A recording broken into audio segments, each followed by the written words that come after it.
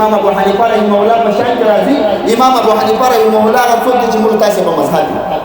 امام ابو حنیفه رحمه الله څلوېښت حج یې وکړه، پر پښو باندې د کوره ته تللی دی د رسول الله صلی الله علیه وسلم روضې ته، او د الله رب الجلال کعبې ته تللی دی.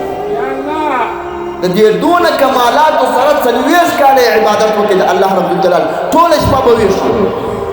دومره عابد شخص. بیا هم چې کله کعبې مطهرې ته ولاړی، په دا یو لاس باندې د کعبې شریفې پوښ ګیر کوي، په دې بل لاس باندې د خپل ژره مبارکه داسې ګیر کړه. باره یې وویل ای پروردګاره ما ستا په دربار کې هېڅ عمل نه دی کړی، ما هېڅ هم نه دي کړي. ای پروردګاره ستا په در کې که دغه سپین ویښته قدر لري، د دغه سپین ویښته په خاطر باندې زما سره نیکه معامله وکړه. دومره غټ شخصیت دی، خو بیا هم مرګ ته دومره ځان اماده کړی و چې نه باید داسې یو دم ناڅاپه مرګ رارسي چې زه د الله رب الجلال سره نه ملاقات ولرم په دې دنیا کې، نه د الله رب الجلال عبادت وکړم، نه د دین په خوند پوه شم. امام ابو حنیفه رحمه الله دی.